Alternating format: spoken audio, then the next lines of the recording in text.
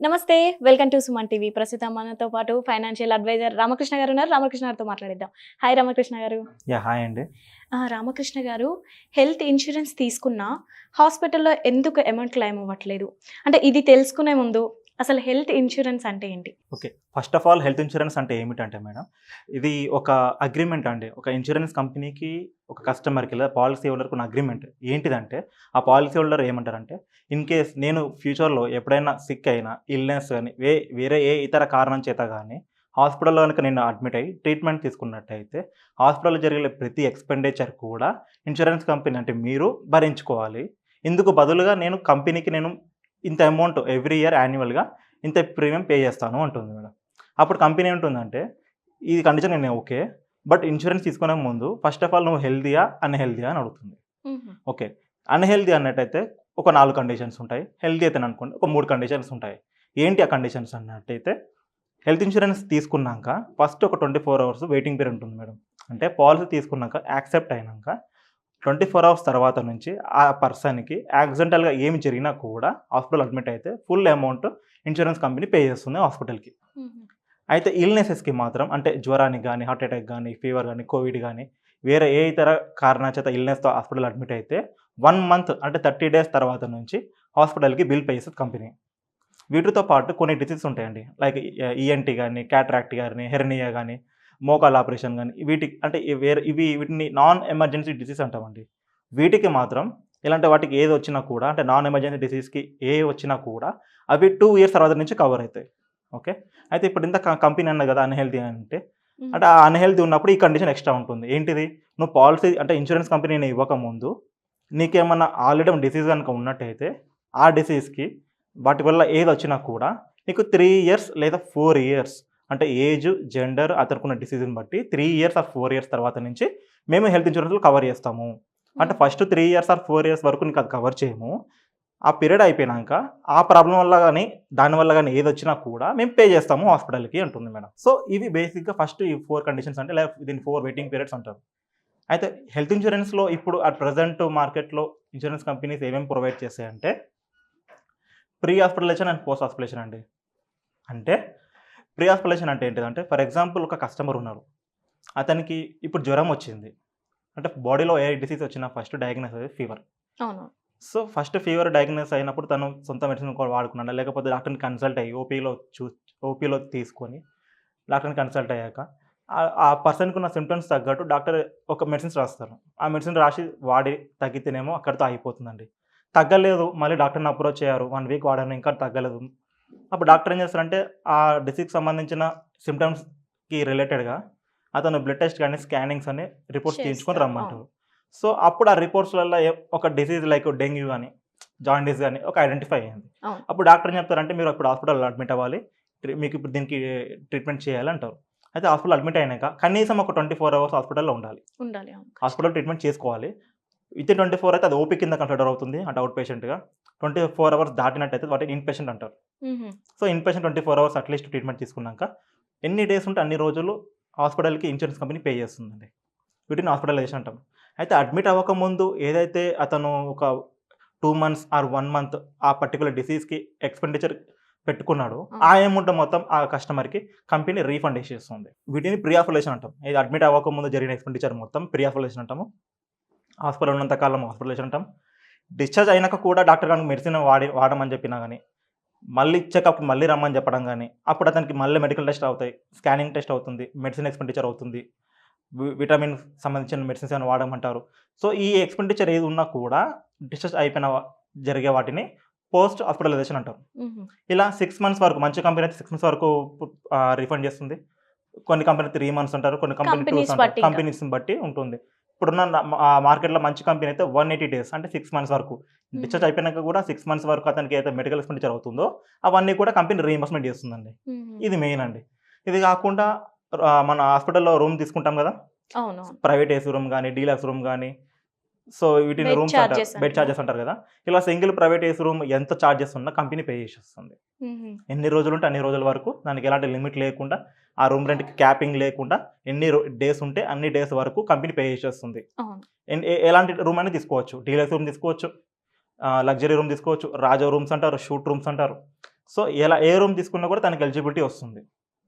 అలానే ఐసీయూలో కూడా పేషెంట్ కనుక అడ్మిట్ అయితే, ఐసీయూలో కనుక పేషెంట్ ఉన్నట్టయితే ఐసీ కూడా లిమిట్ ఏం లేవు. ఇప్పుడున్న మార్కెట్‌లో ఐసీయూకి పర్ డే 30,000 రూపీస్, 40,000 రూపీస్ పెద్ద పెద్ద అవును. హాస్పిటల్‌లో అయితే ఇలా చార్జెస్ ఉంటాయి అవునవును. కదా! ఆ అమౌంట్ ఎన్ని డేస్ ఉంటే ఐసీయూలో అన్ని డేస్ వరకు కంపెనీ పే చేసేస్తుంది. రిఫండ్ అవుతుంది. వీటికి ఎలాంటి లిమిట్స్ కూడా లేవు. వీటితో పాటు రోడ్ అంబులెన్స్ ఉంటుంది. ఎయిర్ అంబులెన్స్ ఉంటుంది. ఈ రోడ్ అంబులెన్స్ కూడా ఇప్పుడున్న మార్కెట్‌లో హెచ్‌డిఎఫ్‌సి కంపెనీ అయితే హ్మ్. రోడ్ అంబులెన్స్‌కి లిమిట్ లేదండి. ఎక్కడి నుంచి హాస్పిటల్ నుంచి ఇంటికాడ నుంచి హాస్పిటల్ ఎంత దూరం ఉన్నా కూడా వితౌట్ లిమిట్ హ్మ్. మొత్తం అమౌంట్ రోడ్ అంబులెన్స్‌కి జరిగే మొత్తం అమౌంట్ కంపెనీ రీయింబర్స్‌మెంట్ చేసేస్తుంది. అలానే ఎయిర్ అంబులెన్స్. ఇప్పుడు ఒకానొక పర్సన్ ఒక ఏరియాలో ఉన్నాడు. లైక్ టౌన్‌లోనో, డిస్ట్రిక్ట్‌లోనో, హైదరాబాద్‌లోనో ఎక్కడో ఉన్నాడు. అతనికి ఒక యాక్సిడెంట్ జరిగిందనుకుందాం. లేదా ఒక స్పెసిఫిక్ ఇల్‌నెస్ వచ్చింది. ఆ! దానికి సంబంధించిన ఎక్స్‌పర్ట్ హైదరాబాద్‌లో లేరు. అతను కోల్‌కత్తాలోనో, ఢిల్లీలోనో, చెన్నైలోనో ఎక్కడో మెట్రోపాలిటన్ సిటీలోనో ఆ డాక్టర్ ఉన్నారు. అడ్వాన్స్ ట్రీట్మెంట్ అక్కడే ఉంది. ఆ! సో, ఈ పర్సన్ ఇక్కడి నుంచి అక్కడికెళ్ళాలంటే ఫాస్ట్‌గా ఎళ్ళాలంటే ఒక ఓన్లీ ఎయిర్ అంబులెన్స్ మాత్రమే మార్గం. ఏంటి అవునవును. పాసిబిలిటీ ఉంది. రోడ్ అంబులెన్స్ గాని, వాటర్‌వి గాని ఇవన్నీ టైమ్ టేకింగ్. అసలు ఏ టైం రూటో కూడా తెలీదు. రైల్వే కూడా అంతే. సో, ఈ ఎయిర్ అంబులెన్స్‌కి అయ్యే ఖర్చు కూడా మొత్తం కంపెనీ కూడా రీయింబర్స్‌మెంట్ చేసేస్తుంది. హుహు. లేదా హాస్పిటల్ గనుక పెట్టుకున్నట్టయితే అది మొత్తం క్యాష్‌లెస్ అవుతుంది. ఇవి రోడ్ అంబులెన్స్, ఎయిర్ అంబులెన్స్ అండి. ఇది కాకుండా కూడా ఆర్గన్ డోనర్ ఒక ఫెసిలిటీ ఉంది. ఈ ఆర్గన్ డోనర్ ఏంటిదంటే ఒక పర్సన్‌కి లేదా పాలిసీ హోల్డర్‌కి అనేది సిక్ అయ్యి ఓకే. అతనిలో ఉన్న ఆర్గాన్ ఏదైనా ఫెయిల్యూర్ అయిందనుకోండి. సో, వేరే ఒక పర్సన్ గనుక ఆ పార్ట్‌ని డొనేట్ చేస్తే, ఆ ఆర్గాన్ డొనేట్ చేస్తే, ఆ డోనర్‌కి అయ్యే సర్జరీ కాస్ట్, ఈ పేషెంట్‌కి అయ్యే సర్జరీ కాస్ట్. ఎందుకంటే ఆ ఆర్గాన్‌ని అతని దగ్గర నుంచి తీసి ఇతను ట్రాన్స్‌ప్లాంట్ చేయాలి. సో, ఇద్దరికి అయ్యే మెడిసిన్ కాస్ట్ గాని, సర్జరీ కాస్ట్ గాని హాస్పిటల్‌లో ఇద్దరికి ఎంతైనా కూడా కంపెనీ బేర్ చేసేస్తుంది. వీటికి ఎలాంటి లిమిట్ లేవు హ్మ్. ఆర్గాన్ డోనర్‌కి. సో, ఈ ఫెసిలిటీ కూడా ఉందో లేదో చూసుకోవాలి. రామకృష్ణ గారు ఓన్లీ పెద్ద పెద్ద డిసీజ్ వస్తేనే హెల్త్ ఇన్స్యూరెన్స్ యూజ్ అవుతుందా? అలా ఏం లేదండి. ఇప్పుడు డాక్టర్ గనక అడ్మిట్ అవ్వాలి అని చెప్తే చాలండి అడ్మిట్ అవ్వదు. మొత్తం అమౌంట్ క్లెయిమ్ చేస్తది. ఈవెన్ ఫీవర్ కాడ్నించి హార్ట్ అటాక్ వరకు. ఏ హాస్పిటల్‌లో ఎనీ అయినా? హాస్పిటల్ అండి. ఎనీ హుహు. హాస్పిటల్‌లో కూడా డాక్టర్ మాత్రం రిజిస్టర్డ్ డాక్టర్ అయి ఉండి, తను సర్టిఫై చేసేస్తే అడ్మిట్ అవ్వాలి, మీకు ట్రీట్మెంట్ ఇవ్వాలి తప్పదు గనకన్న ఇన్స్యూరెన్స్ కంపెనీకి హ్మ్. నోటీస్ ఇస్తే అతనికి అయ్యే మొత్తం ట్రీట్మెంట్ కాస్ట్ ఇన్స్యూరెన్స్ కంపెనీ హాస్పిటల్‌కి పే చేసేస్తుంది క్యాష్‌లెస్‌గా. ఓకే. ఓకే. అయితే వీటితో పాటు మన కోవిడ్ టైమ్‌లో ఏం జరిగిందంటే హాస్పిటల్‌లో బెడ్స్ ఖాళీ లేవు. అవును. అప్పుడు ఇంటికాడ నుంచి ట్రీట్మెంట్ చేసుకోవాల్సొచ్చింది. కానీ అప్పుడు డాక్టర్ ఇంటికి రావడం, నర్స్ ఫీస్ గాని, మెడిసిన్ కాస్ట్ గాని ఇవన్నీ ఎక్స్‌ట్రాగా పేషెంట్ అవును. భరించుకోవాల్సొచ్చేసింది. అయితే కంపెనీ ఏం చేసిందంటే డొమిసిలరీ ట్రీట్మెంట్ అనే ఒక ఫీచర్ యాడ్ డోమిసెల్లార్. చేసింది. ఓకే. యెస్. ఏంటి డొమిసిలరీ అంటే అతనుకున్న నియరెస్ట్ హాస్పిటల్‌లో గాని, ఒక మంచి హాస్పిటల్‌లో గాని అతని డాక్టరే కావాలి. ఆ హాస్పిటల్‌లో బెడ్ ఖాళీ లేదు. అప్పుడు డాక్టర్ ఏం చేస్తారంటే, ఈ హాస్పిటల్ బెడ్ ఖాళీగా లేదు అన్న కారణం వల్ల నేను మీ ఇంటికొచ్చి ట్రీట్మెంట్ ఇస్తాను. హుహు. ఓకే. ఇందుకు అయ్యే ఖర్చు మొత్తము పేషెంట్ రీయింబర్స్‌మెంట్ చేసుకోవాల్సొస్తుంది. ఈ అమౌంట్ మొత్తం కూడా ఆ పేషెంట్‌కి అనేది ఆ డాక్యుమెంట్స్ అన్ని గనుక రిపోర్ట్స్, బిల్స్ అన్ని సబ్మిట్ చేసినట్టయితే ఒక 1 వీక్ 10 డేస్‌లోనే అతనికి అమౌంట్ రీఫండ్ ఇవ్వడం జరుగుతుంది. హుహు. అదే కంపెనీ గనుక ఫైనాన్షియల్‌గా మంచిగా ఉండేది 1 వీక్ 10 డేస్. లేదనుకోండి ఒక 1 మంత్ గాని, 2 మంత్స్ గాని టైం పడుతుంది. కంపెనీని బట్టి. కంపెనీని బట్టి ఉంటుంది. ఇవి డొమిసిలరీ ట్రీట్మెంట్ అంటారండి. అండ్ మేజర్ కండిషన్ వచ్చేసి అంటే రీస్టోర్ బెనిఫిట్ అండి. ఈ రీస్టోర్ ఏంటిదంటే ఫర్ ఎగ్జాంపుల్ ఒక పర్సన్ 10 లాక్స్ సమ్ అష్యూర్డ్ తోటి తీసుకున్నాడు. హుహు. అయితే అప్పుడు ఆ ఫ్యామిలీ ఫోటో తీసుకున్నారండి. అంటే ఉదాహరణకి ఒక వైఫ్, హస్బెండ్, అతని ఇద్దరు పిల్లలు. నలుగురు కలిసి ఒక 10 లాక్స్ అమ్మేషూర్ తీసుకున్నారు. రెస్పెక్ట్ టు పీరియడ్ ఆఫ్ టైమ్‌లో హస్బెండ్‌కి అంటే ఫాదర్‌కి ఇల్‌నెస్ వచ్చింది 9 లాక్స్ ఖర్చయిపోయినాయి. ఔట్ ఆఫ్ 10 లాక్స్‌లో 9 లాక్స్ ఖర్చయిపోయాయి. హుహు. ఇప్పుడు వాళ్ళ వైఫ్‌కి మళ్ళొక 7 లాక్స్ ఖర్చొచ్చింది. ఇల్‌నెస్ గాని, యాక్సిడెంటల్‌లో గాని ఏదో ఒక కారణం చేత ఖర్చొచ్చింది. అయితే ఫస్ట్ 10 లాక్స్ 9 లాక్స్ అయిపోయింది గదా! అవును. బ్యాలెన్స్ 1 లాక్ ఉంది గదా! ఇప్పుడు వాళ్ళ మేడమ్‌కి 7 లాక్స్ ఖర్చుంది గదా! అంటే కంపెనీ ఏం చేస్తుంటే ఒక 1 లాక్ ఇస్తుంది. హుహు. ఇప్పుడు ఫస్ట్ 10 లాక్స్ మొత్తం జీరో అయిపోయినాయి. అవును. ఇప్పుడు బ్యాలెన్స్ ఉన్న 6 లాక్స్ అమౌంట్ కస్టమర్ పే చేసుకోవాల్సొచ్చింది. అవును. 6 లాక్స్ ఇంకా. హ్మ్. అయితే కంపెనీ రీస్టోర్ బెనిఫిట్ ఇస్తుంది. ఎలా ఇస్తుందంటే ఫస్ట్ 10 లాక్స్ కంప్లీట్ జీరో అయిపోవాలి. ఆ తర్వాత నీది రిలీజ్ అవుతుంది. బట్ ఇక్కడ ఏం హ్మ్. జరిగింది? కస్టమర్ ఆల్రెడీ 6 లాక్స్ పే చేసేసుకున్నారు. హుహు. దీన్ని ఫుల్ ఎగ్జాస్ట్ అంటారు మేడం. అయితే ఇప్పుడున్న మార్కెట్‌లో మంచి పాలిసీ గనుక తీసుకున్నట్టయితే పార్షియల్ ఎగ్జాస్ట్ అనే కాన్సెప్ట్ ఉంది. ఏంటిదంటే ఫస్ట్ 10 లాక్స్‌లో హస్బెండ్ ఆల్రెడీ 9 లాక్స్ వాడుకున్నారు గదా! అవును. 1 లాక్ మిగిలింది గదా! అయితే కంపెనీ ఏం చేస్తుందంటే ఈ 10 లాక్స్‌లో రూ. 1 పడినా కూడా ఇంకొక 10 లాక్ ట్రిగ్గర్ అవుతుంది. హుహు. అప్పుడు ఏం చేస్తుందంటే ఇప్పుడు వాళ్ళ వైఫ్‌కి అయ్యే 7 లాక్స్ ఖర్చు ఫస్ట్ 1 లాక్ దీనిలోకెళ్ళి అయిపోయి బ్యాలెన్స్ 6 లాక్స్ అనేది ఇంకొక రీస్టోర్ బెనిఫిట్ దానిలోకెళ్ళి అడ్జస్ట్‌మెంట్ అవుతుంది. సో, ఇప్పుడు కస్టమర్ ఒక్క రూపాయి కూడా పే చేసుకోలేదు. అతనికి ఇంకా బ్యాలెన్స్ 4 లాక్స్ అనేది ఇంకా మిగిలి ఉంది. అవును. ఈ 4 లాక్స్ అనేది ఎవరైనా వాడుకోవచ్చు. అయితే ఇంకొన్ని ఇన్స్యూరెన్స్ కంపెనీస్ ఎలా ఉందంటే ఒకే పర్సను అడ్మిట్ అయ్యి, ట్రీట్మెంట్ తీసుకొని, డిశ్చార్జ్ అయ్యి, మళ్ళీ అదే ప్రాబ్లంతో మళ్ళీ హాస్పిటల్ అడ్మిట్ అయితే క్లెయిమ్ రాదండి. ఆహా! హ్మ్. ఇది కొన్ని ఇన్సూరెన్స్ కంపెనీస్‌లో మెన్షన్ చేస్తుంది. సేమ్ పర్సన్‌కి సేమ్ డిసీజ్ గనుక అడ్మిట్ అయితే మళ్ళీ సెకండ్ టైమ్ క్లెయిమ్ అనేది రాదు. అదే హుహు. కొన్ని మంచి కంపెనీ గనుక చూజ్ చేసుకుంటే ఈ సెకండ్ టైమ్ సేమ్ పర్సన్‌కి సేమ్ ప్రాబ్లమ్‌తో మళ్ళీ అడ్మిట్ అయినా కూడా క్లెయిమ్ వస్తుంది. హుహు. Depends upon one company to another company. ఆ ప్రీమియం గనక తను మంచి ప్రీమియం గనక చూజ్ చేసుకున్నట్టయితే ఇది కూడా కవర్ అవుతుంది. ఇది వెయిటింగ్ పీరియడ్స్ అండి మేడం. ఓకే. క్లెయిమ్ గురించి చాలా మందికి చాలా డౌట్స్ అవును. ఉంటాయి. సో, ఎందుకు క్లెయిమ్స్ ఫుల్‌గా సెటిల్ అవ్వట్లేదంటే మేజర్‌గా కొన్ని కారణాలండి. ఏంటిదంటే చూస్ చేసుకున్న కంపెనీకి బెనిఫిట్స్‌లో అంటే వాళ్ళిచ్చే ఫీచర్స్‌లో కండిషన్స్ ఉండడం వల్ల ఆ కండిషన్స్ వాళ్ళు కస్టమర్ తెలుసుకోకపోవడం వల్ల అవును. నేను చెప్పాను కదా! రూమ్ రెంట్ లిమిట్ లేదు, ఐసీయూకి లిమిట్ లేదు, రిష్యూర్ బెనిఫిట్‌కి కండిషన్ చెప్పాను. అవును. ఓకే. అండ్ వీటితో పాటు ఇంకోటేంటంటే కంపెనీ ఆయుర్వేద ట్రీట్మెంట్ కూడా కవర్ చేస్తుంది. అంటే ఇప్పుడు హుహు. మన హాస్పిటల్‌లో అలోపతి ట్రీట్మెంట్స్ అంటారు. అవునవును. ఈ అలోపతి కూడా కాకుండా ఆల్టర్‌నేటివ్ ట్రీట్మెంట్స్ అంటే ఆయుర్వేద, ఆయుర్వేద. యునాని, సిద్ధ, హోమియోపతి ఇవి కూడా ఫుల్ సమ్ అష్యూర్ వరకు కవర్ చేస్తుంది. హుహు. ఓకే. ఈ ఈ అమౌంట్ కూడా ఇన్స్యూరెన్స్ కంపెనీ వాళ్ళు ఫుల్ అమౌంట్ క్లెయిమ్స్ ఇవ్వడం జరుగుతుంది. సో, వాళ్ళు చూసిన కంపెనీలో ఆయుష్ బెనిఫిట్ అంటారు వీటిని షార్ట్‌కట్‌గా. ఈ ఆయుష్ బెనిఫిట్ 1,00,000 ఉందా? 50,000 ఉందా? ఇందాక నేను చెప్పాను ఆర్గాన్ డోనర్ ట్రీట్మెంట్ అని. ఆర్గాన్ అవును. డోనర్ ట్రీట్మెంట్ అని బెనిఫిట్, ఆ ఫీచర్ ఇన్స్యూరెన్స్ ప్రొడక్ట్‌లో వాళ్ళు తీసుకున్న ప్లాన్‌లో ఉందా లేదా చూస్ చేసుకోవాలి. హుహు. రూమ్ రెంట్ ఎంత ఇస్తుంది? ఫుల్ అమౌంట్ ఇస్తుందా? లేకపోతే 1% ఆఫ్ సమ్ అష్యూరా? 2% ఆఫ్ సమ్ అష్యూరా? ఐసీయూ లిమిట్ కూడా 1% ఆఫ్ సమ్ అష్యూరా? 2% ఆఫ్ సమ్ అష్యూరా? ఇట్లా క్యాపింగ్స్ ఉన్నాయి. ఆ క్యాపింగ్స్ అనేవి వాళ్ళు చూస్ చేసుకోవాలి. ఈ హుహు. క్యాపింగ్స్ గనుక లేనట్టయితే ప్రీమియం కొంచెం హైలో ఉంటుంది. ఈ కండిషన్స్ గనుక ఉంటే ప్రీమియం అనేది లోలో ఉంటుంది. సో, ఈ ఈ తక్కువ ప్రీమియం తీసుకున్న ప్లాన్ వల్ల, కండిషన్స్ ఉండటం వల్ల, లిమిట్స్ ఉండటం వల్ల ఫుల్ అమౌంట్ క్లెయిమ్ సెటిల్ అవ్వట్లేదు. ఇంకా వీళ్ళు ఎక్కడ క్లెయిమ్స్ అనేది ఫుల్‌గా సెటిల్ అవ్వట్లేదు అంటే మేడం బ్యాంక్ అష్యూరెన్స్. అంటే బ్యాంక్ ఇన్స్యూరెన్స్ అష్యూరెన్స్. కంపెనీ అనేది ఇప్పుడు వీళ్ళు తీసుకున్న హెల్త్ ఇన్స్యూరెన్స్ బయట మార్కెట్‌లో కాకుండా కూడా బ్యాంకులలో కూడా ఇన్స్యూరెన్స్ ఇవ్వడం జరుగుతుంది కస్టమర్‌కి. హుహు. బ్యాంక్ కస్టమర్‌కి బ్యాంక్ వాళ్ళు ఒక మీడియేటర్‌గా అంటే ఒక ఏజెంట్ లాగా బిహేవ్ చేసేసి ఇన్స్యూరెన్స్ కంపెనీ ప్రొడక్టే యాస్ ఎ ప్రమోషనల్‌గా గాని బ్యాంక్ వాళ్ళా? బ్యాంక్ వాళ్ళే ఓకే. కాంప్లిమెంటరీగా గాని లో చార్జ్‌కే లో కాస్ట్‌కే ఇన్స్యూరెన్స్ ఇవ్వడం జరుగుతుంది. హుహు. దాంట్లో ఇవన్నీ ఫీచర్స్ మెన్షన్ చేస్తారు. లైక్ ప్రీ ఆథరైజేషన్ మెన్షన్ చేస్తారు. రూమ్ రెంటల్ మెన్షన్ చేస్తారు. ఐసీయూ లిమిట్ మెన్షన్ చేస్తారు. ఆయుష్ అంటారు. ఆర్గాన్ డోనర్ అంటారు. అంబులెన్స్ డొమిసైలేజ్ ఇంకా అంటారు. అన్నీ. అన్నీ కవర్ చేస్తామంటారు. కానీ అక్కడ ఏమంటుందంటే for details please view complete prospectus అంటుంది. ఇది చూడరు. కస్టమర్ ఏమనుకుంటే ఇవన్నీ కవర్ అవుతున్నాయి కదా అని అనుకుంటారు. ఆ! బట్ ఎప్పుడైతే ప్రాస్పెక్టస్‌లో గాని ఫుల్ వర్డింగ్స్‌లో గనుక చూస్తే అక్కడ కండిషన్స్ ఉంటాయి. రూమ్ రెంట్‌కి ఇంత లిమిట్ ఉంది. ఐసీయూకి ఇంత లిమిట్ ఉంది. ఆర్గాన్ హుహు. డోనర్‌కి ఇంత లిమిట్ ఉంది. ఆయుష్ బెనిఫిట్‌కి ఇంత లిమిట్ ఉంది. రీస్టోర్‌కి ఫుల్ ఎగ్జాస్ట్ అవుతూనే వస్తదన్న ఈ కండిషన్ ఉండటం. ఓకే. ఈ కండిషన్స్ ఉండడం వల్ల వాళ్ళకి ఫుల్ అమౌంట్ క్లెయిమ్ సెటిల్ అవ్వట్లేదు. ఫస్ట్ చూసుకొని ఆల్రెడీ తర్వాత తెలుస్తుంది. ఆల్రెడీ 5,00,000 సబ్మిషన్ తీసుకున్నాను వాళ్ళు అనుకుంటారు. కానీ నిజానికి హాస్పిటల్‌లో పోతే వాళ్ళకి క్లెయిమ్ అయ్యేది 3,00,000 ఆర్ 4,00,000 హుహు. 5,00,000 తీసుకున్నా కూడా 3,00,000 ఆర్ 4,00,000 అవుతుంది. ఎందుకు ఈ కండిషన్స్ ఉండడం వల్ల వాళ్ళు తెలుసుకోకపోవడం వలన. ఆ! వీటిని బ్యాంక్ అష్యూరెన్స్ అంటారు. ఓకే. ఇవి కాకుండా ఆఫీస్‌లో వర్క్ చేసే కంపెనీలో వర్క్ చేసే ఎంప్లాయీస్‌కి గ్రూప్ హెల్త్ ఇన్స్యూరెన్స్ అని ఉంటుంది. ఈ గ్రూప్ హెల్త్ ఇన్స్యూరెన్స్ అనే కాన్సెప్ట్ ఒక ఇన్స్యూరెన్స్ కంపెనీ ఒక థర్డ్ పార్టీ తోటి అడ్మినిస్ట్రేషన్ అవుతుంది. ఓకే. ఏంటి థర్డ్ పార్టీ అంటే ఒక ఇన్స్యూరెన్స్ కంపెనీ ఉంది మేడం. ఎంప్లాయీస్ ఉన్నారు. అండ్ వీళ్ళు కస్టమర్స్.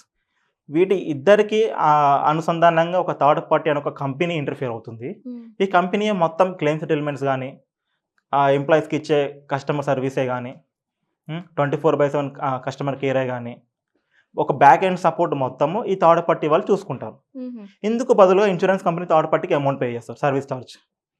ఓకే. ఈ అమౌంట్ క్లెయిమ్ మాత్రం ఇన్స్యూరెన్స్ కంపెనీ ఇస్తుంది. ఆ సర్వీస్ వర్క్ మొత్తం ఈ థర్డ్ పార్టీ వాళ్ళు చూసుకుంటారు. వీటి వల్ల ఏమవుతుందంటే కస్టమర్‌కి డైరెక్ట్ కాంటాక్ట్‌గా ఇన్స్యూరెన్స్‌కి దొరకదు. ఓన్లీ థర్డ్ పార్టీ ద్వారానే పోవాల్సొస్తుంది. ఈ థర్డ్ పార్టీ ఏందంటే ఓన్లీ లిమిటెడ్ టైమ్‌లోనే కస్టమర్‌కి అవైలబిలిటీ ఉండడం. అవును. ఓకే. లో ప్రీమియము. ఇప్పుడు నేను చెప్పిన కండిషన్స్ అన్నీ దాంట్లో ఉంటాయి.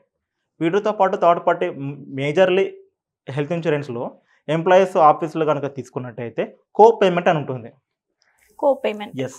ఏంటిది పేమెంట్ అంటే ఫర్ ఎగ్జాంపుల్ ఒక 2,00,000 బిల్ అయితే 20% ఆఫ్ పేమెంట్. హుహు. అంటే 2,00,000 20% ఎంత 40,000 రూపీస్ కస్టమర్ పే చేసుకోవాలి. బ్యాలెన్స్ కంపెనీ పే చేస్తుంది హాస్పిటల్‌కి. ఓహో! సో, ఆఫీస్ ఇన్స్యూరెన్స్‌లో గాని, బ్యాంక్ ఇన్స్యూరెన్స్‌లో గాని ఈ 20% పేమెంట్ గాని, 10% పేమెంట్ గాని, 30% గాని అట్లా పర్టిక్యులర్ పేమెంట్ మెన్షన్ చేస్తుంది. సో, దీనివల్ల కూడా ఫుల్ అమౌంట్ క్లెయిమ్ సెటిల్ అవ్వట్లేదు. అండ్ ఇంకోటేంటిది ఈ ఆఫీస్ ఇన్స్యూరెన్స్‌లో గాని, బ్యాంక్ అష్యూరెన్స్‌లో గాని గ్రూప్ హెల్త్ ఇన్సూరెన్స్లో కానీ నాన్ మెడికల్స్ అనే ఒక ఎక్స్పెండిచర్ ఉంటుంది. ఈ నాన్ మెడికల్స్ అంటే ఏంటిదంటే హాస్పిటల్లో ట్రీట్మెంట్కి అయ్యే మెడిసిన్సే కాకుండా లైక్ సిరింజెస్ కానీ, గ్లౌజెస్ కానీ, అవును. పీపీ కిట్టే కానీ, యూనరీ బ్యాగ్సే కానీ, other than the medicine consumed by the person, అంటే మెడిసిన్సే కాకుండా సపోర్టివ్గా జరిగే ప్రతి ఎక్స్పెండిచర్ కూడా నాన్ మెడికల్ ఎక్స్పెండిచర్ అంటారు. ఇవి బయట హెల్త్ ఇన్సూరెన్స్ కంపెనీస్ కూడా ప్రొవైడ్ చేస్తున్నాయి. కొన్ని ఇన్సూరెన్స్ కంపెనీస్ ఇవి ప్రొవైడ్ చేయవు. రామకృష్ణ గారు, అంటే ఇన్సూరెన్స్ చాలా ఉంటాయి కదా, అదే హెల్త్ ఇన్సూరెన్స్ ఒక్కో కంపెనీ ఒకటి కదా, అంటే ఒక కంపెనీ ఇచ్చిన బెనిఫిట్స్ ఇంకో కంపెనీ ఇవ్వదా? ఇస్తుంది మేడం. అదే నేను ఏమవుతుందంటే యాక్చువల్ ఇండియాలో 24 హెల్త్ ఇన్సూరెన్స్ కంపెనీస్ ఉన్నాయండి. అవును. ఈ 24 హెల్త్ ఇన్సూరెన్స్ కంపెనీస్లలో హెచ్డిఎఫ్సి ఎర్కో కానీ, టాటా ఏఏజీ కానీ, ఇంకొక 2-3 insurance companies full amount like అన్ని రకాల బెనిఫిట్స్, అంటే ఒక పర్సన్ కనుక హాస్పిటల్లో అడ్మిట్ అయితే, ఒక పర్సన్ కనుక సిక్నెస్ అయితే, ఒక పర్సన్ కనుక యాక్సిడెంట్ అయితే అతనికి ఏ టైప్స్ ఆఫ్ ఎక్స్పెండిచర్ అవుతుంది అవన్నీ కూడా ఇన్సూరెన్స్లో కవర్ అయ్యి అమౌంట్ ఇవ్వడం, క్లెయిమ్ సెటిల్ అవ్వడం జరుగుతుంది. అయితే కొన్ని కంపెనీస్ వాటికి అంత ఫైనాన్షియల్ స్టెబిలిటీ ఉండదు, అంత ఫైనాన్షియల్ స్ట్రెంత్ ఉండదు. అప్పుడు ఏం చేస్తుందంటే వాళ్ళు ఛార్జ్ చేసే ప్రీమియము వాళ్ళు ఇచ్చే బెనిఫిట్స్ మాత్రమే ఉంటుంది. సో ఇప్పుడు నేను చెప్పే నాన్ మెడికల్ ఎక్స్పెండిచర్ అనేది అన్ని ఇన్సూరెన్స్ కంపెనీస్ ఇవ్వవు. రూమ్ రెంట్ లిమిట్ కానీ, ఐసీ లిమిట్ కానీ అన్ని ఇన్సూరెన్స్ కంపెనీస్ ఇవ్వవు. ఆర్గన్ డోనర్కి అన్లిమిటెడ్ లేదు.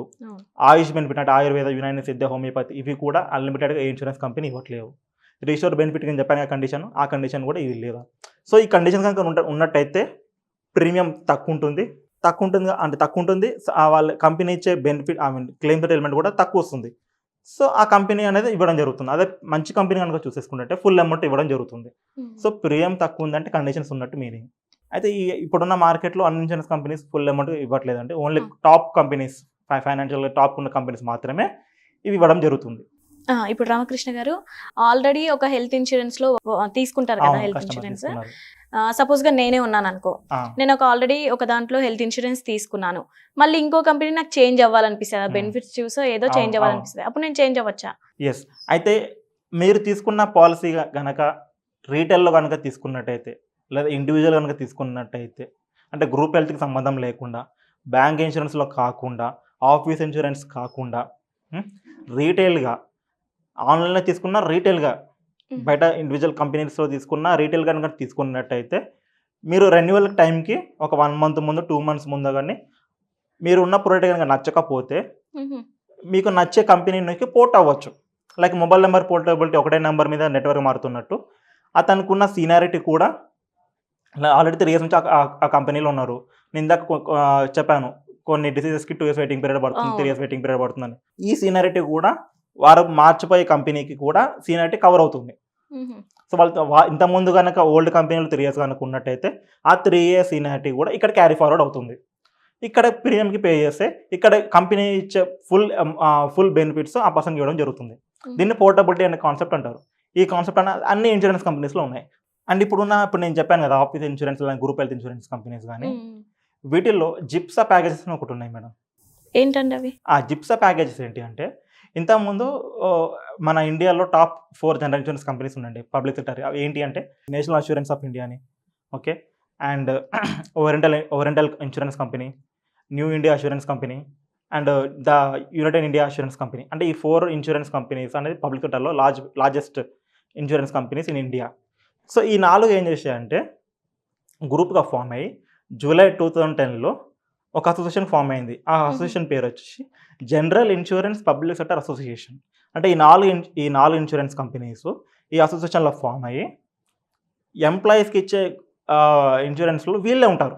అంటే ఇప్పుడు ఆఫీస్లో ఎంప్లాయీస్కి ఇచ్చే ఇన్సూరెన్స్లో ఎవరంటే ఈ మేజర్లీ 90% ఆఫ్ ఇన్సూరెన్స్ కంపెనీస్లో ఈ 4 ఏదైనా ఒకటి ఉంటుంది. అయితే ఈ అసోసియేషన్గా ఫామ్ అయ్యి ఇండియాలో ఉన్న top 12 cities, metropolitan cities, okay, like Hyderabad, Chennai, Coimbatore, Indore, Bengaluru, Ahmedabad, Indore, ఒక ఇండియాలో ఉన్న టాప్ 12 సిటీస్లలో 550 హాస్పిటల్స్ సెలెక్ట్ చేసుకొని మా ఇన్సూరెన్స్ కంపెనీ తీసుకున్న ఏ కస్టమర్ అయినా సరే ఏదైనా ట్రీట్మెంట్ కనుక అడ్మిట్ అయితే మేము ఇచ్చిన స్టాండర్డైజ్డ్ ప్రైస్లోనే ట్రీట్మెంట్ ఇవ్వాలి, ఎక్స్ట్రా మీరు కస్టమర్ దగ్గర ఛార్జ్ చేయొద్దు అంటుంది. అంటే కంపెనీ ఏముంటుందంటే హాస్పిటల్స్ వాళ్ళు కస్టమర్ దగ్గర నుంచి ఎక్కువ అమౌంట్ ఛార్జ్ చేయకుండా, వాళ్ళున్న ఇన్సూరెన్స్ అమౌంట్ కవరేజ్ తగ్గకుండా ఒక fixed amount of treatment charges fix చేయడం జరిగింది ఇన్సూరెన్స్ కంపెనీస్. ఈ 4 వీటిని జిప్సా ప్యాకేజెస్ అంటారు. సో ఆ కస్టమర్‌కి గనక పెద్ద హాస్పిటల్‌లో పోయినట్టయితే 1.5 లాక్ అయ్యే ట్రీట్మెంట్ కాస్ట్ ఈ జిప్సా ప్యాకేజ్‌లో 80,000 రూపీసో, 90,000 రూపీసో అవ్వడం జరుగుతుంది. సో, ఎక్స్‌ట్రా అమౌంట్ కంపెనీస్ ఇవ్వవు. అలా అని హాస్పిటల్ వాళ్ళు కస్టమర్‌ని అడగొద్దు. కానీ బయట ఏం జరుగుతుందంటే నార్మల్‌గా కవర్‌గానే ఎక్స్‌ట్రా అమౌంట్ కస్టమర్ దగ్గర నుంచి తీసుకోవడం జరుగుతుంది. వాటికి బిల్స్ కూడా ఇవ్వట్లేదు. సో, ఈ జిప్సా ప్యాకేజ్ ఉండడం వల్ల కూడా కస్టమర్‌కి ఫుల్ అమౌంట్ క్లెయిమ్ సెటిల్ అవ్వట్లేదు. ఈ 4 ఇన్స్యూరెన్స్ కంపెనీస్‌కి థర్డ్ పార్టీతో టై అప్ ఉంటుంది. సో, ఒకవేళ ఆ కస్టమర్‌కి ఈ థర్డ్ పార్టీ కూడా 23 కంపెనీస్ ఉన్నాయి మరి ఇండియాలో. ఇన్స్యూరెన్స్ కంపెనీకి, కస్టమర్‌కి మధ్యలో థర్డ్ పార్టీ ఉండి ఈ 4 ఇప్పుడు నేను చెప్పాను 4 ఇన్స్యూరెన్స్ కంపెనీస్‌తో దాని జిప్సా థర్డ్ ప్యాకేజెస్. పార్టీ అంటే థర్డ్ పార్టీ అంటే ఏంటిదంటే మేడం, ఇప్పుడు నార్మల్ కస్టమర్‌కి సర్వీస్ ఇచ్చేది క్లెయిమ్ ఇచ్చినా, ఏది ఇచ్చినా కూడా ఇన్స్యూరెన్స్ కంపెనీ ఇస్తుంది. అవును. సో, ఇన్స్యూరెన్స్ కంపెనీస్ ఆ అడ్మినిస్ట్రేషన్ కాస్ట్ మొత్తము ఒక కంపెనీ చూసుకుంటుంది. హుహు. అంటే ఫర్ ఎగ్జాంపుల్ మన ఆఫీస్‌లలో సెక్యూరిటీ గార్డ్స్ ఉంటారు. అవును. స్టాఫ్ ఉంటుంది. ఇవంతా ఒక కంపెనీ ప్రొవైడ్ చేసేస్తుంది. హ్మ్. అయితే ఈ అడ్మినిస్ట్రేషన్ కాస్ట్ మొత్తం ఒక కంపెనీ చూసుకుంటుంది. దాన్ని థర్డ్ పార్టీ అంటాం. ఈ అడ్మినిస్ట్రేషన్ కాస్ట్ మొత్తము ఈ ఇన్స్యూరెన్స్ కంపెనీ అమౌంట్ పే చేస్తుంది. అంటే వీళ్ళు చేసే వర్క్ మొత్తం వీళ్ళు చేసేస్తారు. ఓకే. ఇన్స్యూరెన్స్ కంపెనీ చేయాల్సిన వర్క్ మొత్తము ఈ థర్డ్ థర్డ్ పార్టీ పార్టీ చేసేస్తారు. అందుకు సర్వీస్ కాస్ట్ ఇన్స్యూరెన్స్ కంపెనీ వీళ్ళకి పే చేస్తుంది. థర్డ్ పార్టీ వాళ్ళకి. థర్డ్ పార్టీ వాళ్ళు పే చేస్తుంది. క్లెయిమ్ అమౌంట్ కూడా ఓన్లీ క్లెయిమ్ అమౌంట్ మాత్రం ఇన్స్యూరెన్స్ కంపెనీ పే చేసేస్తుంది. అంటే జస్ట్ సర్వీస్ మొత్తం అడ్మినిస్ట్రేటివ్ జరిగే ప్రాసెస్ మొత్తం థర్డ్ పార్టీ వాళ్ళు అదొక కంపెనీ మేడం. మధ్యలో కస్టమర్‌కి, ఇన్స్యూరెన్స్ కంపెనీకి మధ్యలో ఒక కంపెనీగా ఫామ్ అయ్యి ఒక కంపెనీ ఉంటుంది. ఆ కంపెనీ కస్టమర్‌కి సర్వీస్ ఇవ్వడం జరుగుతుంది. వీళ్ళు ఎంత అమౌంట్ అయితే క్లెయిమ్ ఇవ్వాలో ఆ అమౌంట్ వాళ్ళకి చెప్తుంది. ఆ అమౌంట్ కంపెనీ కస్టమర్‌కి పే చేస్తుంది. లేదంటే హాస్పిటల్‌కి పే చేస్తుంది. ఇవి మేజర్‌గా ఈ జిప్సా ప్యాకేజ్ ఉండడం వల్ల థర్డ్ పార్టీ అడ్మినిస్ట్రేషన్ మధ్యలో ఉండడము, కస్టమర్‌కి ఫుల్ అమౌంట్ క్లెయిమ్ సెటిల్ కాకపోవడం జరుగుతుంది. సో, ఆ కస్టమర్‌కి గనక ఈ థర్డ్ పార్టీతో ఇన్స్యూరెన్స్ కంపెనీ మంచిగానే ఉంది. కానీ థర్డ్ పార్టీ వాళ్ళ మధ్యలో డిస్టర్బెన్స్ చేస్తున్నారు. క్లెయిమ్ సరిగ్గా రావట్లేదు. వీళ్ళు గనక కంపెనీ గనక అప్రోచ్ అయితే ఈ థర్డ్ పార్టీని కూడా మార్చే అవకాశం కూడా ఉంది. సో, కస్టమర్‌కి కూడా ఒక బెనిఫిట్ ఉంది. కానీ ఈ ఇన్స్యూరెన్స్ మాత్రం వేరే ఇన్స్యూరెన్స్ కంపెనీకి పోర్ట్ అవ్వడం మాత్రం జరగదండి. ఎందుకంటే వాళ్ళు తీసుకున్న తక్కువ ప్రీమియంకి అండ్ డే 1 నుంచే కవర్ అవుతుంది వాళ్ళకి. ఆఫీస్ నుంచి బెనిఫిట్ ఏంటంటే డే 1 నుంచే వాళ్ళకి మొత్తం కవర్ అవుతుంది. వాళ్ళకి వెయిటింగ్ పీరియడ్స్ 1 మంత్ కానీ, 2 ఇయర్స్ కానీ, ప్రీ యాక్సిడెంట్ డిసీజ్‌కి 4 ఇయర్స్ కానీ, 3 ఇయర్స్ కానీ ఈ వెయిటింగ్ పీరియడ్స్ అంటూ ఏమి ఉండవు. అదొక అడ్వాంటేజ్ ఆఫీస్ ఇన్సూరెన్స్‌కి. ఏది ఆఫీస్ ఇన్సూరెన్స్ అనే పాలసీ ఉండడం వల్ల అదొక అడ్వాంటేజ్. కానీ సీనియారిటీ అనేది రాదు. ఫుల్ అమౌంట్‌కి క్లెయిమ్ సెటిల్ అవ్వదు. ఎందుకంటే నేను చెప్పాను కదా! ఏది నాన్ మెడికల్స్ కానీ, ఆయుష్ బెనిఫిట్ కానీ, రూమ్ రెంట్ ఇవన్నీ లిమిటెడ్‌గా ఉండడం వల్ల వాళ్ళకి ఫుల్ అమౌంట్‌కి రాదు మేడం. రామకృష్ణ గారు, ఈ మధ్య ఇన్సూరెన్స్‌లో ఆఫ్‌లైన్, ఆన్‌లైన్ అని కూడా ఉంటున్నాం కదా! ఏంటి అసలు డిఫరెన్స్ ఏంది ఆ రెండిటి మధ్యలో? అయితే ఇప్పుడు మార్కెట్‌లో మొత్తం అన్నీ కూడా డిజిటలైజేషన్ జరుగుతున్నాయి. ఆఫ్‌లైన్ అనేది తగ్గుతుంది. అయితే ఏంటిది ఆన్‌లైన్ ఇన్సూరెన్స్ అంటే ఇప్పుడు బయట మార్కెట్‌లో ఇన్సూరెన్స్ అనేది ఏజెంట్ ద్వారా సేల్స్ అవుతున్నాయి. లేదా కస్టమర్ డైరెక్ట్‌గా ఇన్సూరెన్స్ కంపెనీకి వచ్చేసి పాలసీ కొనుక్కోవడం జరుగుతుంది. ఇలా కాకుండా కూడా డిజిటల్‌లో అంటే ఇప్పుడు ఒక కస్టమర్‌కి ఒక పాలసీ కావాలంటే గూగుల్‌లో I want health insurance which is the best health insurance type చేస్తాడు. అప్పుడు అక్కడున్న ఇప్పుడున్న డిజిటల్ మార్కెట్‌లో సేల్ అయ్యే కంపెనీస్ ఏంటంటే పాలసీ బజార్ కానీ, కవర్ ఫాక్స్ అని, ఇన్సూరెన్స్ దేకో అని ఇంకో సో అండ్ సో కంపెనీస్ వాళ్ళు డిజిటల్ ప్లాట్‌ఫామ్‌గా ఒక వెబ్‌సైట్ క్రియేట్ చేసేసి అందులో వాళ్ళు ఒక లిస్టెడ్ ఒక 24 హెల్త్ ఇన్సూరెన్స్ కంపెనీస్ లిస్ట్ అవుతుంది. దాంట్లో అతను ఆ కస్టమర్ సెలెక్ట్ చేసుకోవాలి. ఒక ఇన్సూరెన్స్ కంపెనీ ఇంకో ఇన్సూరెన్స్ కంపెనీకి కంపేర్ చేసుకుంటాడు, తీసేసుకుంటాడు. కాకపోతే డిఫరెన్స్ ఏంటంటే ఆన్‌లైన్ ఇన్సూరెన్స్ వాళ్ళు కస్టమర్ దగ్గర పాలసీ క్లోజ్ చేయడానికి మాత్రం ఇంట్రెస్ట్ చూపిస్తారు. అంటే ఇప్పుడు కస్టమరు తన name, date of birth, phone number ఇస్తారు. అప్పుడు పాలసీ బజార్ కానీ ఇప్పుడు నేను చెప్పాను కదా డిజిటల్ ఇన్సూరెన్స్ వాళ్ళు కంపెనీ వాళ్ళ కస్టమర్‌కి ఫోన్ చేస్తారు. ఫోన్ చేసి మీకు ఏ ఇన్సూరెన్స్ కావాలి అని అడుగుతారు. నాకు ఈ ఇన్సూరెన్స్ కావాలి అంటారు. అవునా, ఓకే, ప్లాన్ ఈ ప్లాన్ దట్స్ ఇట్. బెనిఫిట్స్ ఏంటంటే చెప్తారు. బెనిఫిట్స్ మాత్రమే చెప్తారు. టర్మ్స్ అండ్ కండిషన్స్ కూడా అడిగితేనే చెప్తారు. కంపారిజన్ చెప్పారు. టర్మ్స్ అండ్ కండిషన్స్ పర్టికులర్‌గా ఎవరికి తెలీదు. చెప్పండి అంటే ఎస్ తెలియదు. అందులో కూడా వాళ్ళు కూడా చెప్పారు. ఇందాక నేను చెప్పాను కదా మేడం వెయిటింగ్ పీరియడ్ కాన్సెప్ట్ కానీ, రూమ్ రెంట్‌కి లిమిట్స్ కానీ, ఐసీకి లిమిట్ కానీ, ఆయుర్వేద బెనిఫిట్ కవర్ అవుతుందా, ఎంతవరకు కవర్ అవుతుంది, ఆర్గన్ డోనర్‌కి ఎంతవరకు కవర్ అవుతుంది, నాన్ మెడికల్ ఎక్స్‌పెండిచర్ కవర్ అవుతుందా, కవర్ అవ్వట్లేదా, ఓకే అవి తెలుసుకోరు ఎక్కువగా. కస్టమర్‌కి తెలియదు కదా. సో కంపెనీ వాళ్ళు కవర్ అవుతుంది మాత్రం చెప్తారు. ఎంత కవర్ అవుతుందని కూడా చెప్పరు. Okay, terms and conditions waiting period గురించి కాన్సెప్ట్ చెప్పరు. అడిగితేనే చెప్తారు. వాళ్ళకి ఎంతసేపటికి ఆ పాలసీ సేల్ అయిందా లేదా అంత అంత టైం అనేది కౌంట్ డౌన్ స్టార్ట్ అవుతుంది. సో అక్కడ ఉన్న ఎగ్జిక్యూటివ్ కూడా అంత టార్గెట్స్ ఉంటాయి. పర్ డే ఇన్ని పాలసీలు సేల్ చేయాలని చెప్పేసి. సో అతను ఏ కంపెనీ బాగుంటుందని చెప్పకుండా డైరెక్ట్ పాలసీ అనేది సేల్ చేయడం జరుగుతుంది. అయితే పాలసీ తీసుకునేటప్పటికి అతనికి నెంబర్ ఆఫ్ కాల్స్ చేస్తుంటారు కస్టమర్కి. బట్ తీసుకున్నంత వరకు మాత్రం ఒకటే టెలికాల్ ఉంటాడు మేడం. తీసుకునేటప్పటికి ఒకటే అంటే ఒకటే sales person customer repeated call చేయడం జరుగుతుంది. పాలసీ తీసుకున్నాక కస్టమర్కి ఏమైనా క్లెయిమ్కి అప్పుడు సర్వీస్ కావాలన్నట్టయితే మళ్ళీ కస్టమర్ కేర్ కాల్ చేయాల్సి వస్తుంది. అప్పుడు ప్రతిసారి ఒక్కొక్క ఎగ్జిక్యూటివ్ మాట్లాడతారు. సో ప్రతిసారి ఆ కస్టమర్ ఏంటంటే ప్రాబ్లం ఫ్రమ్ స్టెప్ 1 నుంచి టిల్ ఎండింగ్ వరకు మొత్తం ఎక్స్ప్లెయిన్ చేయాల్సి వస్తుంది. ఇలా ప్రతి ఎగ్జిక్యూటివ్కి చెప్పాల్సి వస్తుంది. దీనివల్ల కస్టమర్కి టైం లాగ్ అవుతుంది. దానికి ఫుల్ అమౌంట్ క్లెయిమ్ అవుతుందా అవ్వదని చెప్పి ఒక బెంగ ఉంటుంది. సో అదే కనుక ఏజెంట్ దగ్గర తీసుకున్నట్టయితే, అంటే ఆఫ్లైన్లో కనుక తీసుకున్నట్టయితే అతను ఆ కస్టమర్ గురించి మొత్తం ఏజెంట్కి తెలుసు. ఏదైనా ప్రాబ్లం వచ్చేస్తే వెంటనే అతను బ్రాంచ్ మేనేజర్కు కానీ ఇన్సూరెన్స్ బ్రాంచ్కి వెళ్ళేసి ప్రాబ్లమ్ని రెక్టిఫై అవ్వడం జరుగుతుంది. కస్టమర్కి అయ్యే సర్వీసు ఓన్లీ ఏజెంట్ దగ్గర నుంచి మాత్రమే ఫుల్ సర్వీస్ ఇవ్వడం జరుగుతుంది. అదే ఆన్లైన్ ఇన్సూరెన్స్ మాత్రం మార్నింగ్ 10 to ఈవినింగ్ 8 లేదా మార్నింగ్ 9 నుంచి ఈవినింగ్ 8 వరకు మాత్రమే కాల్స్లో స్వీకరిస్తారు ఆన్లైన్ ఇన్సూరెన్స్ వాళ్ళు. మిగతా టైంలో అంత ఎఫెక్టివ్గా చూడరు. అదే ఏజెంట్ దగ్గర కనుక తీసుకున్నట్టయితే అతను బ్రాంచ్ మేనేజర్ కానీ ఈవినింగ్ 24/7 వాళ్ళ కస్టమర్స్ వాళ్ళ ఏజెంట్స్కి ఫుల్ సర్వీస్ ఇస్తారు. సో కస్టమర్ కూడా చాలా ఫాస్ట్గా రెస్పాన్స్ ఇచ్చేసి క్లెయిమ్ అనేది ఎర్లీగా సెటిల్ అయ్యే విధంగా ఏజెంట్ చూసుకుంటారు. ఇది మెయిన్ డిఫరెన్స్ మేడం ఆన్లైన్ ఇన్సూరెన్స్కి ఆఫ్లైన్ ఇన్సూరెన్స్కి. ఇవి కాకుండా కూడా ఏజెంట్కే కాకుండా మార్కెట్లో ఇప్పుడు ఇన్సూరెన్స్ బ్రోకింగ్ కంపెనీస్ అని వచ్చాయి. అవును, అంటే ఏంటంటే చాలా వింటున్నాం ఇన్సూరెన్స్ బ్రోకింగ్ అంటే. ఇన్సూరెన్స్ బ్రోకింగ్ కంపెనీస్లో ఏంటంటే ఏజెంట్స్ ఉంటారండి. అంటే ఇప్పుడు ఏజెంట్స్ బదులు వాళ్ళే ఒక కంపెనీగా ఫామ్ అయ్యి వాళ్ళకు టీమ్ ఆఫ్ రిక్రూట్ చేసుకొని ఎగ్జామ్ కూడా ఉండదండి, ఇంటర్నల్ ఎగ్జామ్ ఉంటుంది. వాళ్ళు అన్ని ఇన్సూరెన్స్ కంపెనీ డీల్ చేస్తారు వాళ్ళు. కానీ ఏజెంట్ మాత్రం ఏదైనా ఒక కంపెనీకి స్టిక్ అవ్వాల్సి వస్తుంది. ఆ కంపెనీకి మాత్రమే సర్వీస్ ఇవ్వాలి, ఆ కంపెనీ నుంచే పాలసీస్ అన్ని సేల్ చేయాలి. కానీ ఇక్కడ బ్రోకింగ్ కంపెనీస్ ఏంటంటే అన్ని ఇన్సూరెన్స్ కంపెనీస్ ప్రొడక్ట్స్ వాళ్ళ దగ్గర ఉంటాయి. బట్ లిమిటెడ్ 5 lakhs అమ్మేసి 10 lakhs అమ్మేసరికి మాత్రమే లిమిటెడ్గా కస్టమర్కి సేల్ చేయడానికి అవకాశం ఉంటుంది. అప్పుడు ఆ ఇన్సూరెన్స్ బ్రోకింగ్ కంపెనీ కూడా అంతే అమౌంట్స్ ఇస్తుంది. కాకపోతే ఇక్కడ ఏంటంటే ఇన్సూరెన్స్ కంపెనీస్లో ఉండే ఎగ్జిక్యూటివ్స్ ఏమో లైక్ ఏజెంట్స్ అంటారు కదా, వాళ్ళని అక్కడ POSP అంటే పాయింట్ ఆఫ్ సేల్ పర్సన్ అంటారు. బయట నార్మల్గా ఇన్సూరెన్స్ కంపెనీ ఏజెంట్ అంటారు, లేదా అడ్వైజర్ అంటారు, లేదా ఫైనాన్షియల్ కన్సల్టెంట్ అంటారు. POSP అంటారు. వీళ్ళు ఎగ్జామ్ రాయారు డైరెక్ట్, ప్రాపర్ అథారిటీ ఉండదు, లైసెన్స్ ఉండదు వీళ్ళకి. ఓకే, వీళ్ళకి అన్ని కంపెనీ డీల్ చేస్తారు కాబట్టి కొంచెం కన్ఫ్యూజన్ ఉంటుంది, ఏ ప్రోడక్ట్ ఇవ్వాలో కూడా సరిగ్గా తెలియదు. కాకపోతే కానీ ఇది ఇన్సూరెన్స్ మాత్రమే సేల్ చేయడానికి మాత్రమే ఉంటుంది. బట్ క్లెయిమ్స్కి వచ్చే టైంకి ఏమవుతుందంటే, కస్టమర్ సర్వీస్ ఇచ్చే టైంకి ఏమవుతుందంటే ఈ POSP వాళ్ళ ఇన్సూరెన్స్ బ్రోకింగ్ కంపెనీస్కి చెప్పాలి. ఆ ఇన్సూరెన్స్ బ్రోకింగ్ కంపెనీ ఏదైతే హెల్త్ ఇన్సూరెన్స్ కంపెనీకి తీసుకున్నాడో ఆ ఇన్సూరెన్స్ కంపెనీకి మెసేజ్ ఇస్తారు.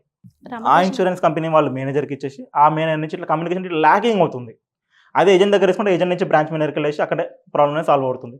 So insurance broking companies policy మాత్రం సేల్ అవుతుంది తప్ప సర్వీసింగ్ అనేది చాలా తక్కువ ఉంటుంది మేడం. రామకృష్ణ గారు, పాలసీ అంటేనే అందరికి ఒక చిన్న డౌట్ ఉంటుంది. ఏంటి అంటే ఇప్పుడు నేనే పాలసీ తీసుకున్నాను, అది నాకే యూజ్ అవుతుందా, నా ఫ్యామిలీకి కూడా యూజ్ అవుతుందా? ఎస్, అయితే ఈ హెల్త్ ఇన్సూరెన్స్లో మేడం ఇండివిజువల్ కూడా తీసుకోవచ్చు, లేదా ఫ్యామిలీలో అంటే నలుగురు కలిపి రిలేషన్స్ తోటి, అంటే like brother and sisters, mother and father నలుగురు కలిపి కూడా తీసుకోవచ్చు. సో ఒకరికి అయ్యే ఖర్చు కాకుండా నలుగురు తీసుకుంటే ప్రీమియం అనేది తక్కుతుంది. అంటే ఫర్ ఎగ్జాంపుల్ ఇండివిజువల్ మీరు ఉన్నారు మేడం, మీరు ఒక్కలే ఒక 10 lakhs పాలసీ తీసుకోవచ్చు, లేదా ఇదే 10 lakhs నలుగురు కలిపి కూడా తీసుకోవచ్చు. ప్రీమియం తగ్గుతుంది. ఎస్, ప్రీమియం తగ్గుతుంది. కాకపోతే 10 lakhs నలుగురు వాడుకోవాలి, నలుగురు కలిపి 10 lakhs అనమాట. అంటే ఒక్కలే 10 lakhs వాడుకోవచ్చు, నలుగురు కలిపి 10 lakhs లిమిటెడ్. ఎస్, 10 lakhs ఉంటే 10 lakhs అని మాత్రమే. అది ఇండివిజువల్గా తీసుకుంటే ఇండివిజువల్ ఒక్కరికి 10 lakhs. సో నలుగురు కలిపి కూడా తీసుకోవచ్చు. దీన్ని ఫ్యామిలీ ఫ్లోటర్ అంటారు మేడం. ఓకే, ఇండివిజువల్గా ఉంటేనే ఇండివిజువల్ పాలసీ అంటారు, ఫ్యామిలీ తీసుకుంటే దాన్ని ఫ్యామిలీ ఫ్లోటర్ పాలసీ అంటారు. ఇది మేడం మెయిన్ కాన్సెప్ట్ అంటే. అండ్ ఇంకోటి, మనం ఏజెంట్ దగ్గర తీసుకోవాలి, ఇప్పటివరకు నేను ఏజెంట్ దగ్గర తీసుకోవాలి, కంపెనీ దగ్గర తీసుకోవాలి, ఆన్లైన్లో తీసుకోకూడదు, ఇన్సూరెన్స్ బ్రోకింగ్ కంపెనీ దగ్గర తీసుకోవద్దు అని చెప్తుంటాను. అసలు ఏజెంట్ తీసుకోని చెప్తున్నాను తప్ప ఎలాంటి ఏజెంట్ దగ్గర తీసుకోవాలి, మళ్ళీ ఇది ఒక క్వశ్చన్ అండి. ఎందుకంటే చాలా ఇప్పుడున్న మార్కెట్లో ఇది ఏజెంట్ దగ్గర ఏమవుతుందంటే నాలెడ్జ్, కొంతమంది ఏజెంట్ దగ్గర నాలెడ్జ్ సరిగ్గా ఉండదు మేడం, జస్ట్ ఎగ్జామ్ రాసేస్తారు, ఎవరైనా అడిగితే మాత్రమే పాలసీ ఇవ్వడం జరుగుతుంది. అలాంటి వాళ్ళ దగ్గర తీసుకుంటే ఏంటంటే కస్టమర్కి ఫుల్ సర్వీస్ వాళ్ళు ఇవ్వలేరండి. అండ్ ఇంకొకటి, ఏదైతే ఏజెంట్ ఆల్రెడీ 1 year అయింది, 2 years అయింది కోడ్ తీసుకొని, but still is depending on his manager, లేదా వాళ్ళ బ్రాంచ్ తోటి మాత్రమే డీల్ చేయగలుగుతారు. అంటే 2 years అయినా కూడా తనకి ప్రొడక్ట్ నాలెడ్జ్ లేదు. సో అలాంటి వాళ్ళ దగ్గర తీసుకోవడం మంచిది. ఇంకోటి, ఫుల్ టైం జాబ్ చేస్తారు కొంతమంది, ఫుల్ టైం జాబ్ తీసుకుంటూ ఇది పార్ట్ టైంగా తీసుకుంటారు. అలా తీసుకోవడం వల్ల ఏమవుతుందంటే తీరా కస్టమర్కి సర్వీస్ ఇచ్చే టైంకి ఇతను రెస్పాండ్ అవ్వడు. సో ఇది కూడా చూస్ చేసుకోవాలి. ఏజెంట్ దగ్గర తీసుకున్నట్టయితే వాళ్ళు నాలెడ్జ్ ఉండాలి, అండ్ కస్టమర్ మేనేజర్ మీద డిపెండ్ అవ్వకుండా తన సొంతంగా కస్టమర్కి సర్వీస్ ఇచ్చే కెపాసిటీ కనుక ఉన్నట్టయితే ఆ ఏజెంట్ దగ్గర తీసుకోవాల్సి వస్తుంది. ఓకే. ఇది మెయిన్ అండి.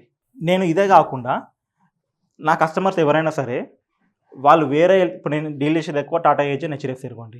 ఇవి కాకుండా వేరే ఏ హెల్త్ ఇన్సూరెన్స్ తీసుకున్నా వాళ్ళ ఏజెంట్ కనుక సరిగ్గా రెస్పాండ్ అవ్వకపోతే వాళ్ళని అప్రోచ్ అయినా కూడా నేను వాళ్ళకి సర్వీస్ ఇవ్వడం జరుగుతుంది. నేను వాళ్ళకి ఫ్రీ ఆఫ్ కాస్ట్ నేను సర్వీస్ ఇస్తాను. వాళ్ళకి ఏమైనా నాలెడ్జ్లో వాళ్ళకి తీసుకునే ఇన్సూరెన్స్లో ఏమైనా డౌట్స్ ఉన్నా, సందేహాలు ఉన్నా, వాళ్ళు తీసుకోపోయే కంపెనీ మంచిగా ఉందా లేదా అని డౌట్స్ వచ్చినా కూడా నన్ను కనుక అప్రోచ్ అయితే నేను వాళ్ళకి ఫ్రీగా సజెషన్ ఇవ్వడం జరుగుతుంది. క్లియర్ ఎక్స్ప్లెయిన్ చేసేస్తాను అట్ జీరో కాస్ట్. రామకృష్ణ గారు, కొన్ని ఇన్సూరెన్స్లు తక్కువ కాస్ట్ ఉంటాయి, మళ్ళీ కొన్ని ఎక్కువ కాస్ట్ ఉంటాయి కదా, ఏంటండి అంటే ఎక్కువ కాస్ట్ ఉంటే ఎక్కువ బెనిఫిట్స్, తక్కువ కాస్ట్ ఉంటే తక్కువ బెనిఫిట్స్, అలా ఏమైనా ఉంటాయి? Exactly madam. ఇప్పుడు నేను చెప్పాను కదా ఇందాక, ఏదైతే ఇన్సూరెన్స్ కంపెనీ ఫీచర్స్లకి ప్రీ హాస్పిటలైజేషన్ కానీ post hospitalization number of days ఉంటాయి. ఓకే, ఆ బెనిఫిట్లో కానీ కండిషన్ ఉండదు, ఫుల్ అమౌంట్ వరకు వాడుకోవచ్చు. రూమ్ రెంట్కి ఐసీయూ లిమిట్స్ ఉండవు, నాన్ మెడికల్స్ ఫుల్లీ కవర్ అవుతాయి, కోపేమెంట్ 0 ఉంటుంది. ఓకే, ఇవి అన్ని ఫీచర్స్ కనుక ఉన్నట్టయితే ప్రీమియం అనేది ఎక్కువ ఉంటుంది. ఇప్పుడు నేను చెప్పే బెనిఫిట్స్లో తక్కువ ప్రీమియం కనుక తీసుకున్నట్టయితే వీటికి అన్నిటికీ లిమిట్స్ ఉంటాయి. ఓకే, పర్ డేకి ఇంత లిమిట్ ఇస్తాము, ఇంత లిమిట్ ఇస్తామంటారు. ఇలా కండిషన్స్ ఉంటే ప్రీమియం తక్కువ ఉంటుంది. అది మంచి ప్రీమియం మంచి కంపెనీ చూసుకున్నాం అనుకోండి, క్లెయిమ్ అనేది ఫాస్ట్ సెటిల్ అవుతుంది, ఫుల్ అమౌంట్ క్లెయిమ్ ఇవ్వడం జరుగుతుంది. ఒక కంపెనీ ఆ కస్టమర్ రీఎంబర్స్మెంట్లో కనుక అప్రోచ్ అయితే రీఎంబర్స్మెంట్ అమౌంట్ కూడా చాలా ఫాస్ట్గా కస్టమర్ అకౌంట్లో క్రియేట్ అవుతుంది, మంచి కంపెనీస్ చూసుకుంటాయి. అదే లో ప్రీమియం కనుక చూసుకున్నట్టు ఇవన్నీ కండిషన్స్ ఉంటాయి మేడం. రిజిస్టర్కి బెనిఫిట్ అయ్యే కండిషన్స్ ఉంటాయి. ఈ కండిషన్స్తో పాటు అమౌంట్ కూడా చాలా లేట్గా రెస్పాండ్ అవుతాయి, నెంబర్ ఆఫ్ క్వరీస్ ఎక్కువ పడుతుంటాయి, నెంబర్ ఆఫ్ వెరిఫికేషన్స్ ఎక్కువ పడుతుంటాయి. సో కస్టమర్కి బెనిఫిట్ అనేది సర్వీస్ కానీ చాలా డిలే అవుతుంది. So always we have to prefer high amount. ఎందుకంటే ఇన్సూరెన్స్ అనేది ఒకటేసారి లైఫ్లో ఒకటేసారి తీసుకుంటాం, మళ్ళీ తీసుకోం. ఇప్పుడు నేను డ్రెస్ కానీ వేరే షాపింగ్ అనేది తీసుకున్నా కూడా మల్టిపుల్ తీసుకుంటారు, కానీ ఇన్సూరెన్స్ పాయింట్ ఆఫ్ వ్యూలో మాత్రం ఒక్కసారి తీసుకుంటాం. సో తీసుకున్న ముందు చాలా జాగ్రత్తగా చూసేసి వాళ్ళ ఏదైతే కంపెనీ చూసుకున్నారో, ఏదైతే ప్లాన్ చూస్ చేసుకుంటున్నారో ఆ ప్లాన్లో ఒక పాలసీ వర్డింగ్స్, ప్రాస్పెక్టస్ క్లియర్గా చదివేసి టర్మ్స్ అండ్ కండిషన్స్ ఏంటి, మనకి ఇచ్చే ఫీచర్స్లో ఫుల్ అమౌంట్ వస్తుందా, పార్షియల్గా వస్తుందా అని జాగ్రత్తగా చూసుకున్నట్టయితే కస్టమర్కి ఫుల్ అమౌంట్ క్లెయిమ్ సెటిల్ అవుతుంది. Customer happy, company also happy, agent also happy madam. So ఇవ్వండి మొత్తం హెల్త్ ఇన్సూరెన్స్ మొత్తం కాన్సెప్ట్ అంటే ఇవి మేడం. థ్యాంక్ యూ అండి. Thank you so much. Thank you.